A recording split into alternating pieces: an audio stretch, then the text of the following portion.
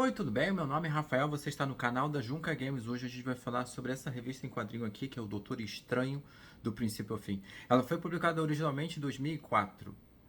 E apesar do editorial dessa revista ter dito que, em parte, o script influenciou o filme de 2016 e 2022, Doutor Steve Strange, né, o Doutor Estranho, e o Doutor Estranho Multiverso da Loucura, eu discordo. Na realidade, essa revista ela nada influenciou esses filmes, mas foi influenciada por duas fontes. A primeira fonte foi do primeiro filme feito, ou seja, a primeira adaptação de Doutor Estranho para as telas, o filme televisão de 1978, e a revista Shambhala, de 1986.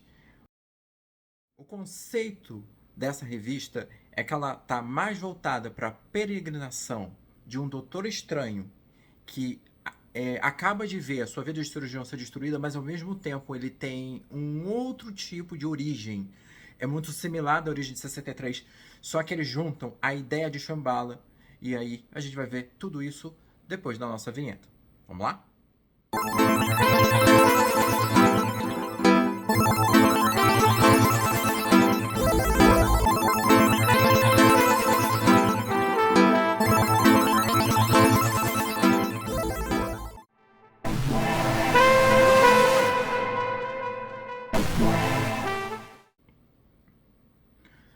Quando eu comecei a me interessar por Doutor Estranho, digamos assim, se a gente falar numa história recente, desde 2016, coincidentemente com o primeiro filme, eu nunca tinha ouvido falar em Doutor Estranho. Eu tinha ouvido falar em Mandrake.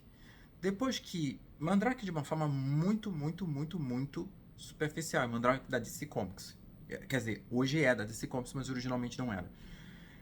Só que o Doutor Estranho, ele tem tantos anos de vida, que tem tantos personagens e tanta diversidade cultural, que, digo diversidade cultural com muita criação de HQ, de filme, de anime, de série, que vai passar desapercebido num planeta desse tamanho, com 50, 60 anos do tempo que o personagem tem. Então é fácil não ter conhecimento de um personagem, ainda mais se você não segue nem a Marvel.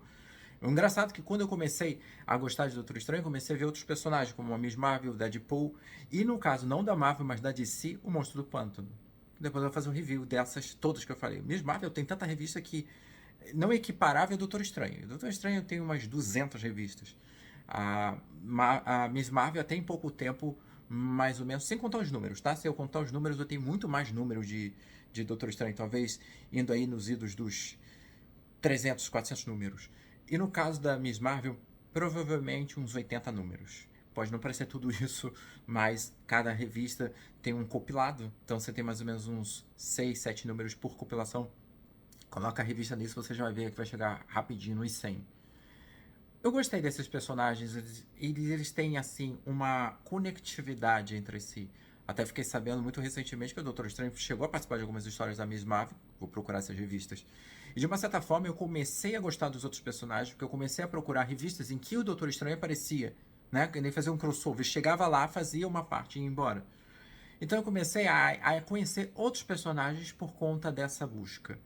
Fiz algumas análises aqui no Junca Games, tanto de Act Figures como de revistas. Fiz até um comparativo quem ganharia, Doutor Estranho ou Jace Beleren de Mad the Gathering, isso já tem um bom tempo. Eu não sei, eu acho que coloquei o Jace Beleren para ganhar. Só que hoje, se eu fizesse esse duelo de novo, eu colocaria Doutor Estranho não por uma questão de favoritismo, mas por ter conhecido o personagem e descoberto que ele é bem mais poderoso que o comum. E hoje a gente vai falar de Doutor Estranho, essa revista que está aqui do lado, essa revista que é nacional. Depois eu falo sobre ela, depois que eu terminar a leitura. Mas, do princípio ao fim, ele faz uma releitura da história da origem de Doutor Estranho e junta dois conceitos dentro dela, da revista. A adaptação de 1978, que foi uma adaptação feita para televisão, ela chegou a ficar um pouco estacionária no streaming Darkflix. Não está mais lá. Eu vi esse programa umas 8 vezes seguidas. E detalhe, os gráficos, o efeito especial de 78. Não é lá essas coisas. O que me prendeu foi a história. E o conceito do Doutor Estranho de 78 bate na revista de Shambhala, que ora é datado como 85 e 86. Acredito que o oficial seja 86. Eu vou contar um pouco desses dois para vocês entenderem o conceito que é a revista do princípio ao fim. O de 78, o Dr. Stephen Strange já tem um pé na magia. O pai dele fazia parte da Ordem dos Magos e ele parte através de um anel, ele herda essa cadeira, vamos dizer assim. Ele não é conhecido como Doutor Estranho, mas sim como se fosse um guardião da luz, e é assim que é feito. O conceito dele é que ele não é apenas um mago que luta contra algum mal. Ele é um mago que é guardião de alguma coisa. Em Shambhala de 1986, é uma revista incrivelmente boa, tá? Porque o conceito dela não é ser uma narrativa de guerra, até porque o Doutor Estranho nunca é assim. O Doutor Estranho, ele é mistura de Sherlock Holmes com uma espécie de introspecção, uma filosofia quase budista pessoal, tá? Então a história é muito mais, quando eu falo budista, é no sentido de peregrinação, o descobrimento do seu próprio. Shambhala é basicamente isso, um comparativo. E pegar Doutor Estranho e compará-lo a Buda na prática, tá? O nome Shambhala não é por nada, ele faz nesse sentido. E toda a história de Shambhala é baseada no seguinte: o ancião vai, convoca ele e diz que ele precisa ser a nova era, né? A nova geração. Ele vai lá, vai buscando não sei o que e ele descobre. Ele vai descobrindo através das suas próprias introspecções que ele tem defeitos, que ele precisa superar elas. E ele, como mago, ele pode ter descoberto muito conhecimento, mas ao mesmo tempo ele ainda está no início da jornada. E quando ele chega no final de Shambhala, ele percebe que ele precisa abdicar de fato subir ao patamar que o mestre dele disse, né, o ancião, que nessa altura já estava morto, né? E aí ele percebe que ele não é todas as pessoas, não é ele que vai levar todas as pessoas, mas cada um tem que trilhar esse caminho. A história ela é basicamente assim, embora esse seja o único momento, talvez o primeiro e único momento daquela época em que foi criada essa ideia da analogia de Doutor Estranho e Buda serem no mesmo caminho de redenção, de redescoberta. Essa é a história de Doutor Estranho o tempo todo.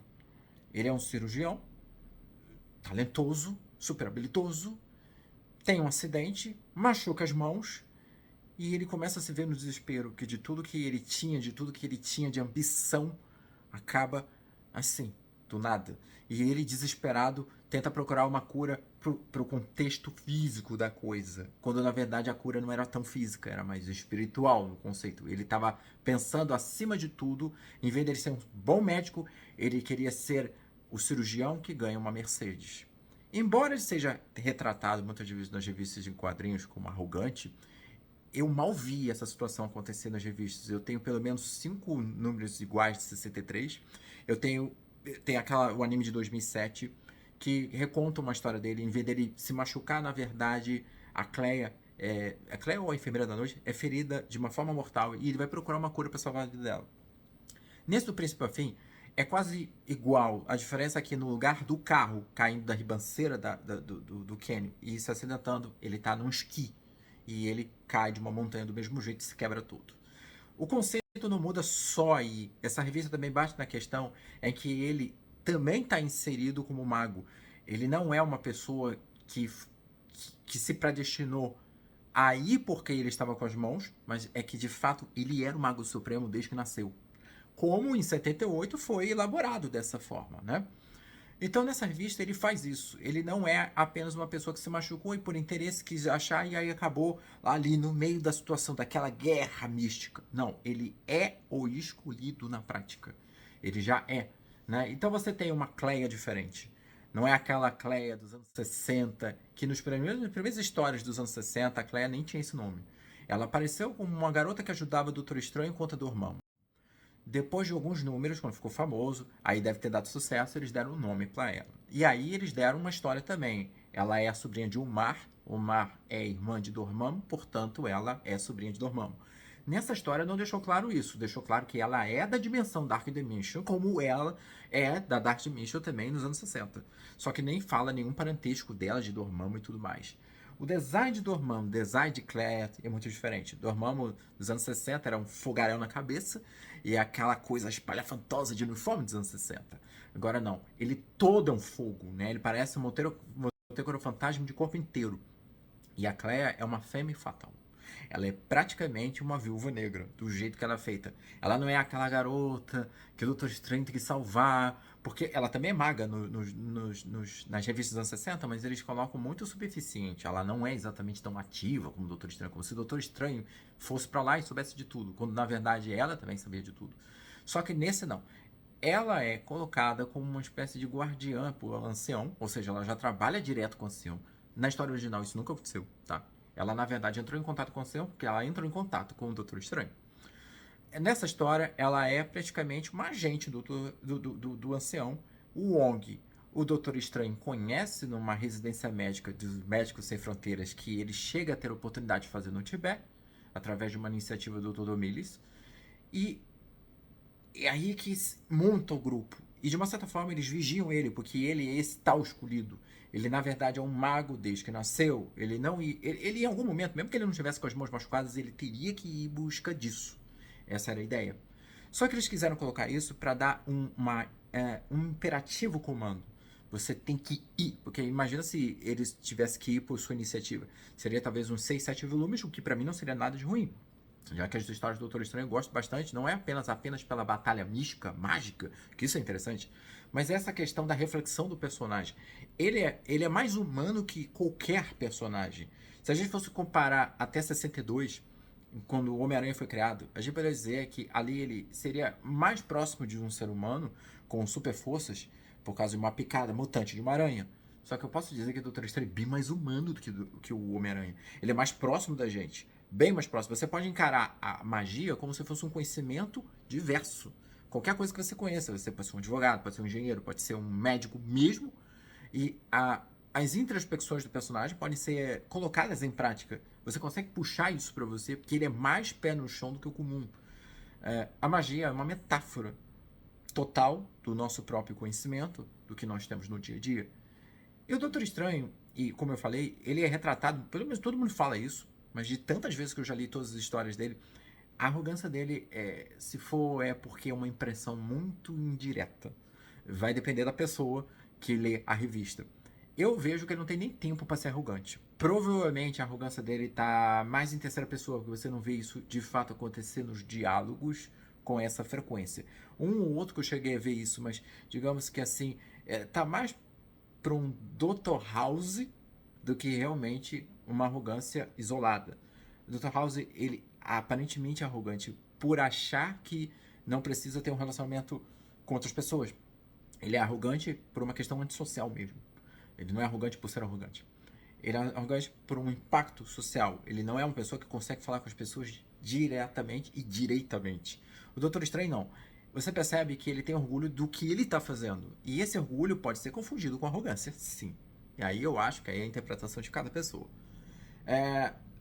Na revista, ele é tentado, e é uma coisa interessante, porque o melhor amigo dele, aí é spoiler, claro que é tudo spoiler que está acontecendo nesse vídeo aqui. O melhor amigo dele, que é Devon, que acompanha ele de toda a vida, pré-faculdade, infância, faculdade e vida, é na verdade um mando arauto de Dormammu para manter ele no caminho de Dormammu, porque é como se ele fosse um guerreiro da luz, o conceito do filme TV de 78. E ao mesmo tempo, ele passa toda a revista tentando se encontrar no meio que ele não se encontra. Ele não sabe o que ele está fazendo. Não é para ser um bom médico? Então, por que isso agora? E agora, eu perdi tudo isso, agora como é que eu curo as pessoas? E o conceito é que você pode ter, como no próprio filme fala isso, mas é a única referência, já que é Doutor Estranho, é que você tem como salvar as pessoas sempre que precise necessariamente da medicina. E essa é a ideia da magia. Você só está transmutando. E a questão é de falar, que justamente no livro, na revista, justamente ele fala uma coisa que vocês devem ouvir falar em vários lugares, em que, pelo menos numa discussão um pouco mais filosófica, que ciência e magia são a mesma coisa. E, de fato, o ancião, que aqui não é dito como Zal, mas ele é nomeado assim, pelo menos na revista de 63, ou pelo menos na linha de 63, não exatamente lá atrás, mas lá na frente. Não sei se é Zal ou Gal, agora confundiu a cabeça. Ele ele concentra essa ideia de usar a magia como uma outra forma de fazer ciência. E é por isso que é como se ele trocasse daqui para cá, né? E se você perceber o cirurgião Dr. Stephen Strange para o mago Dr. Stephen Strange, você vai perceber que ele começa a ter o quê? Um teor de humildade. Na verdade, ele começa a se descobrir. Por isso que parece que ele não é tão arrogante no final das contas. Mas ele é ao longo do tempo, se a gente for interpretar assim. Eu digo dessa forma, porque se a pessoa interpreta ele como arrogante em algum momento, claro que vai parecer que eu estou defendendo o personagem, mas é porque eu não vejo bem assim, tá? Eu vejo que ele tem mais orgulho do que ele faz. Isso pode parecer estranho para as outras pessoas. E ao mesmo tempo, ele sabe dos embates da vida. Porque se ele não mostrar ser o que é, ninguém julga ele capaz, certo? Mas em muitos momentos você pode perceber que ao invés dele seguir o próprio critério de ser médico, ele acaba seguindo o critério do paciente que sabe bem menos que ele. Mas para ele querer agradar, para ganhar o din-din, ele acaba quebrando essa ética de medicina que ele fez o juramento. É nesses momentos que provavelmente a arrogância deve transparecer mais. Porque aí ele vai pensar, não é mais arrogância, é prepotência. Quer dizer, ele deveria fazer o melhor, não fazer o que os outros acham que é o melhor. Ele é o médico, certo? Então, quando ele vai para Mago, ele se transforma. E essa revista é como se você pegasse Shambhala, pegasse o filme de 78 e juntasse em um mesmo local e desse um outro contexto. Porque tudo se passa, por exemplo, não é no Nepal, no tempo de Kamatage, que é conhecido como o paraíso Jardim do Paraíso. Não falha a memória. Vai aparecer no vídeo o nome real de onde ficava o templo. Ele foi demolido anos mais tarde. E aí ele é treinado, na verdade, no Sanctorum de Nova York, propriamente dito. E ele é treinado junto da Claire e do Wong, que ele no passado salvou a vida do Wong, né? E de uma certa forma eles já estavam entrelaçados nessa questão de saber que o Doutor Estranho era uma pessoa especial, como eles descrevem. Essa é toda a grande parte da história. E você tem o combate do Dormammu e tem a rivalidade de Mordo, que é retratada tão igual quanto é na revista 63. No volume que conta a origem do Doutor Estranho, ele mostra que o Doutor Estranho vai para Kabataj lá no Nepal. O ancião vai e ensina para ele, tá o Mordo lá também. E desde o início você percebe que Mordo é um traíra. E o ancião já sabia de antecipado que Mordo trairia ele. Nessa revista acontece a mesma coisa. Ele sabe que isso vai acontecer e já espera e já prepara o Doutor Estranho para esse embate, né? Para essa inesperada, que não seria para ele, situação. Mordo nessa situação, ele faz uma coisa muito parecida com o que acontece em 63, mas eu acho que é mais gráfico, é mais ilustrativo. Porque de 63 ele se junta a Dormammu e não é tão gráfico de mostrar que eles invadem a dimensão. Nessa, o que acontece? Nós temos um inimigo mais claro. Porque o Doutor Estranho, em todas as revistas, tem inimigos diversos, variados. Você tem Shumagorá, tem Gargantua, tem Dormammu, tem de vez em quando Loki, né? Nas revistas em quadrinhos, eu não estou nem retratando muito o filme em si, mas nas revistas em quadrinhos a gente tem uma riqueza maior de quantas rivalidades ele desenvolveu, né, durante o tempo. Isso inclui a própria rivalidade dele, né? Ele com ele mesmo. Boa parte das histórias é essa questão da reflexão, dele olhar no espelho dele e olhar para ele e perceber que tem esse outro Doutor Estranho, que ele precisa ou substituir ou melhorar, né? Dormammu ele é apresentado como o demônio da dimensão Dark Dimension, que a Cleia também veio, né? E aqui a diferença de todos os contos que eu já vi do Doutor Estranho é que você tem uma definição específica o que é Mago Supremo, na verdade. No momento é utilizado Mago Supremo, o título. Mas assim como no de 78 o cara era um guardião da luz, que era assim que é conhecido, guardião ou guerreiro da luz, aqui ele é guardião do portal.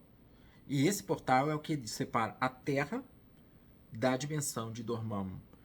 Aí Mordo, sentido desprezado pelo ancião, resolve se juntar a Dormammu e ele faz um acordo com ele. O acordo não é nada diferente dele ficar junto de Dormammu e praticamente ser um arauto da vida. Ele não é tão ambicioso como de 63, que queria os poderes de Dormammu.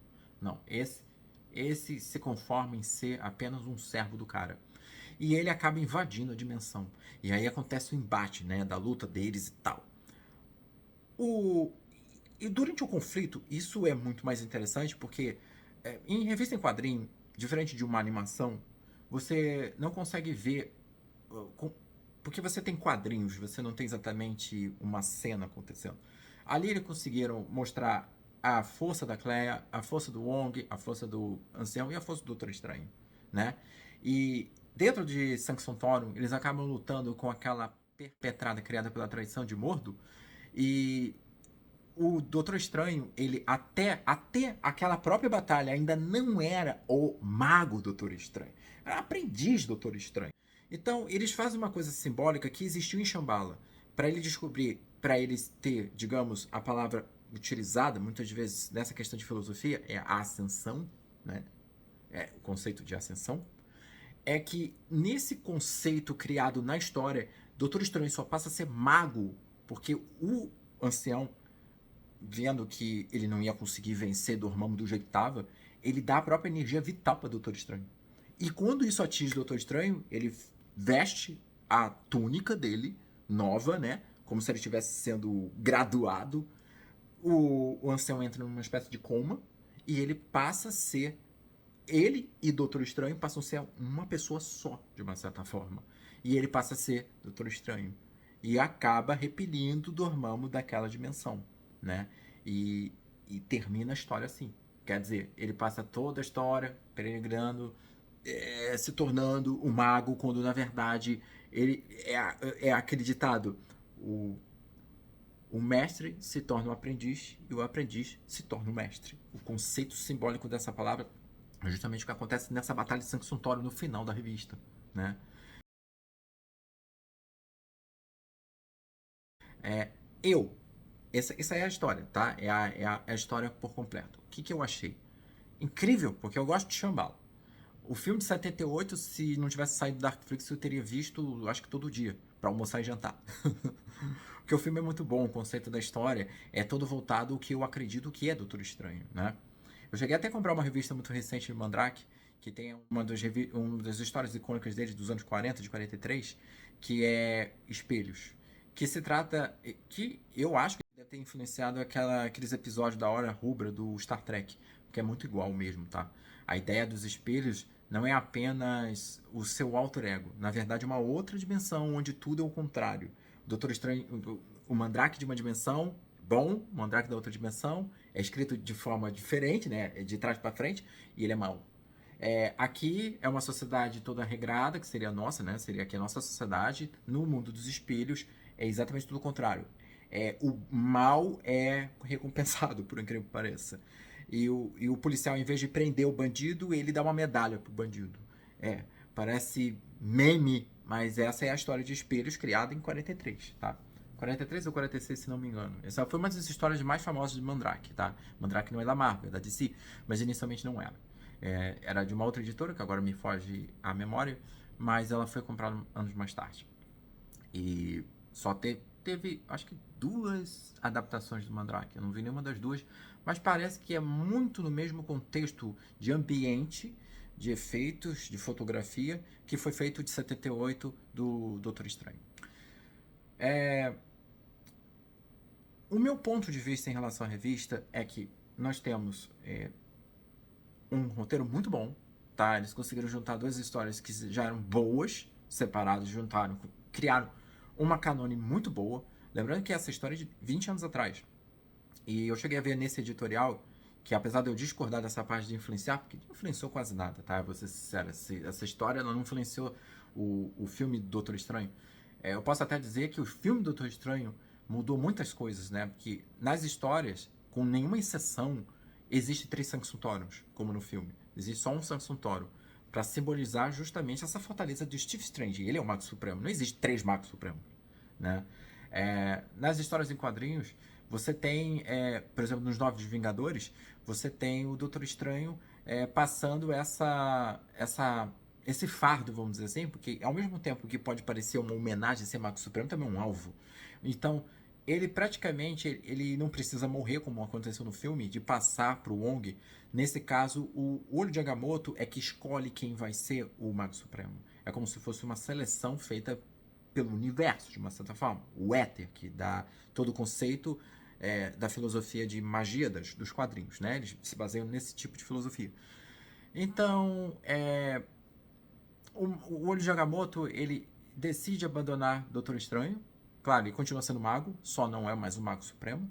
Que, por um lado, não é tão ruim dele deixar de ser, já que o Mago Supremo é um verdadeiro alvo no planeta, né?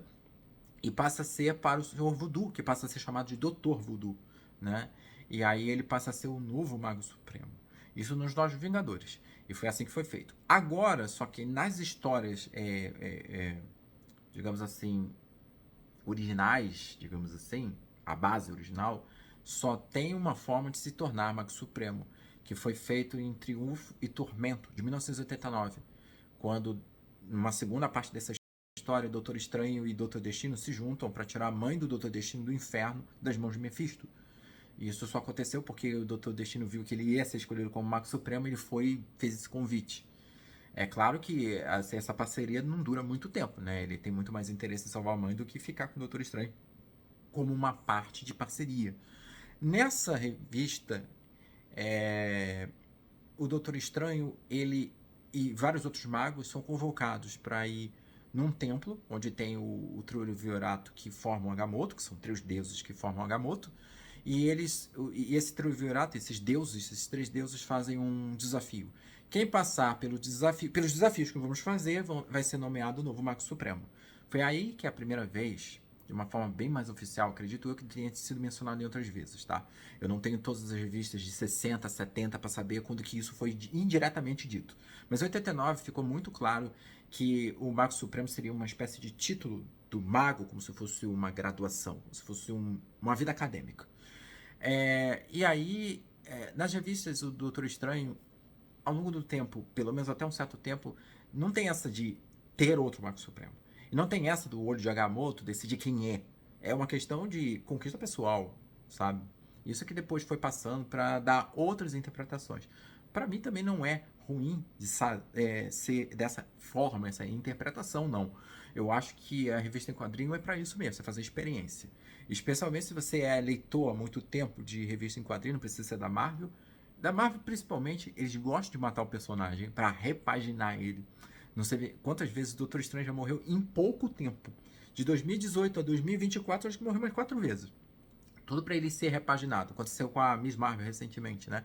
Comprei a revista dela, a última agora, em que ela passa a ser de inumana, como ela foi criada em 2014, passa a ser mutante, né?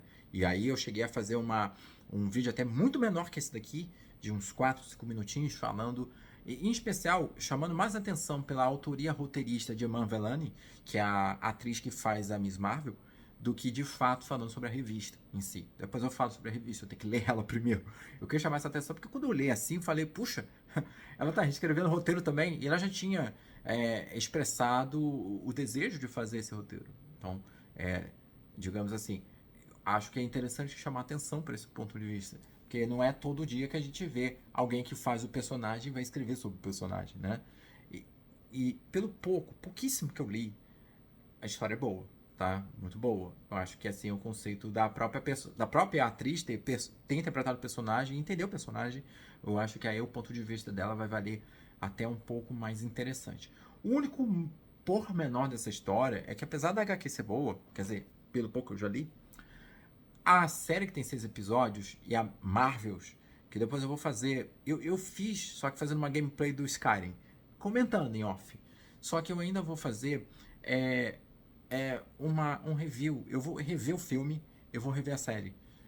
Eu não vou fazer exatamente um comparativo para dizer quem é bom, quem é mal, tá?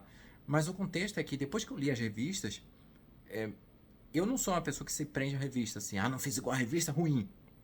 Mas tem coisa que a fórmula dá mais certo se foi escrito daquela forma. As pessoas compraram a ideia da Miss Marvel pela revista de 2014. E eles chegaram na série, eles deram uma embolada ali que não era necessário. E eles fizeram só 6 episódios. Incrível que foi só 6 episódios. A série pode parecer coisa de adolescente, né? Homem-Aranha também é coisa de adolescente, tá? E as pessoas gostam mesmo assim. Não, ela não é esse pitaco de adolescência. Ela é, porque tá nessa fase. Mas você vê aquela coisa crescendo, né? Você vê ela tendo um valor dentro daquela personagem dela. Ela não é a sombra da Capitã Marvel, apesar de usar a Miss Marvel. Ela é a Miss Marvel e tem a Capitã Marvel. Quando eles fizeram o filme, eu acho que eles empolaram o meio de campo. O filme não é exatamente ruim, mas ele não é bom também. Eu vi o filme, eu não cheguei no final e falei, perda de tempo. Não. Eu pensei no final, quiseram contar 3 histórias e não conseguiram contar nenhuma. Você não faz muitas histórias em um filme. Se você quer contar a história das 3, é legal. Você tem a Miss Marvel, você já contou em série. A Amber Ball não contou muito, né? A gente só viu pelos filmes espetáculos. E nós temos a Capitã Marvel, que teve o filme solo, teve o filme coletivo dos Vingadores, mas a gente não sabe muita coisa da Capitã Marvel. Só quem leu a revista em quadrinhos e pode ter um distanciamento também do que foi adaptado e o que tá na HQ, e aí não vai contar. Então o que acontece? Se eles querem contar a história das 3, vale, então faz um filme para cada uma. Ou faz uma série para as outras 2. Eu não sei exatamente pela questão do dinheiro, tá? A questão do custo, mas eu digo pela questão do foco. Porque numa série você consegue destrinchar mais o personagem do que num filme. O filme é jogo rápido. É mostrar um clímax e resolver. É isso. O filme é assim. O roteiro não tem muito espaço para você trabalhar personagem. Ou você sabe quem é o personagem, ou você não sabe quem é o personagem. Ou você faz um filme longo. Esse filme, ele é longo, mas não é o suficiente. São 3 personagens, tem muita trama envolvida. Então, The Marvels, eu acho que errou por causa disso. Muita história para ser contada. Aí, os outros erros foi uma decorrência desse erro inicial, desse erro primário. O Doutor Estranho, eu gostei do primeiro filme. O segundo filme eu já não gostei. Porque não é o filme do Doutor Estranho. É o filme da Feiticeira Escarlate. Não que eu ache isso errado, porque também não é filme dela. Não contou nem a história dela e nem contou a história do filme dele, né? E nem contou a história do Chiton, que é o criador do Darkhold. E pode ter passado desapercebido. Olha a perda de oportunidade. O Chiton, ou alguns podem chamar ele de Chiton, Tom, depende de como você pronuncia. Ele, quando criou o Darkhold, você não tem como se desvencilhar do Darkhold. Você lê o livro e enlouquece. Ela consegue superar isso e contraponto, porque dizem assim, a Feiticeira Escarlate é a personagem mais poderosa da Marvel. E aí eu sempre bato de frente. Se é a mais poderosa da Marvel, como é que ela não matou Thanos? Pois é, ela não é a mais poderosa da Marvel, né? Na verdade, eles nerfaram ela no filme coletivo, na série, poxa, ela criou toda aquela realidade. Pois é, se ela criou toda aquela realidade, ela mataria Thanos à distância, não precisaria de nenhuma joia do infinito. Ela era a joia do infinito, certo? Só que eu acho que a Marvel, ela quis mostrar limites quando não tinha, quando tinha, não colocaram limites, fizeram tanta bagunça que eu acho que, assim, é fácil você falar que se isso fosse de outra editora, mas a Marvel criou esses roteiros passado e jogou tudo isso pela janela fora. Quer dizer, perdendo a chance. Tem pessoas que falam que a Marvel só começou a desandar depois de Guerra Infinita. Pra mim, a Marvel começou a desandar depois do 3º filme coletivo. Um pouco antes do Pantera Negra. Já tava desandando ali mesmo. E, na verdade, até um pouco mais antes. Porque a gente ficou surpreso, né? Homem de Ferro, 1, 2 e 3. Capitão América, o primeiro Vingador. Mas já começou com erro aí desde o início. Porque todos os personagens, eles eram baseados assim. O Homem de Ferro nunca foi um personagem prominente da Marvel. Ele só começou a ser prominente um ano antes do lançamento do filme. Começou sendo lançado algumas revistas que davam enaltecimento ao Homem de Ferro. Mas até então, Homem de Ferro? Quem é Homem de Ferro? Capitão América. Hulk. Thor. Tá. Viúva Negra. Arqueiro nem tanto. Homem de Ferro pior ainda. Eles colocaram muito protagonismo do personagem. E isso criou uma quebra na trama que foi construída na HQ. Não dá pra você recriar, porque o Homem de Ferro nem era protagonista na HQ. Ele existia, mas ele não era protagonista. E não foi nem elaborado os Novos Vingadores, que foi justamente essa época em que tinha Wolverine e Doutor Estranho no mesmo grupo. Quer dizer, eles não aproveitaram essa história. Claro, agora são águas passadas, não dá pra chorar o leite derramado. A questão é que, se isso existe nas HQs, então nós temos 2 versões pra gostar. Se você não gosta do filme, tem HQ pra gostar. Se não gosta da HQ, tem um filme pra gostar. Se não gosta dos 2, tem qualquer outra obra pra gostar. Não tem como não gostar. Espero que vocês tenham gostado dessa review. Eu quis falar sobre o Doutor Estranho, só que não só ele, já que ele tá dentro de um universo. E ao mesmo tempo, eu não me surpreendo da Marvel errar com a dose, já que já errou, né? O primeiro filme foi muito bom, de 2016. Foi lá que eu conheci o Doutor Estranho. E eu gostei desse filme porque ele retratou justamente o que é o Doutor Estranho. Essa peregrinação dele, descobrir que é mago, se tornar mago e começar um processo que é aquela evolução dele como ser humano. Como se fosse um monge aprendendo dentro de um monastério, um templo, como evoluir como ser humano. Agora, o segundo filme eu acho que assim foi uma cartada. Quiseram contar muita história, não contou a história de ninguém, perdeu-se muito o fio da meada. Existem muitas coisas acontecendo em cena, em tela. Você tem o Vichante, você tem o Darkhold. Tem muitas pessoas que nem sabem o que é Vichante, Darkhold, tem que apresentar essa ideia. Vichante não é um livro contrário do Darkhold, é o livro que os magos usam para aprender. E o Darkhold é um livro das trevas, para você aprender justamente como se fosse as magias imperdoáveis de Harry Potter. E nada disso foi explicado. Nem o Chitão. O Chitão parecia uma entidade ali que se criou. O Chitão é um dos deuses mais poderosos que Dormammu. Quase no mesmo nível do... Esqueci o nome agora. Nem é do Vigia. Do outro, esqueci. Tem um poder incrível. Como é que eles desperdiçaram isso, né? Desperdiçaram em tentar criar uma história que não coube. É uma pena, porque são dois personagens, Doutor Estranho e a Feiticeira Escarlate, tirando os outros. Se você colocar esses dois personagens, eles são personagens fortes, tá? São personagens que você tem muito a explorar.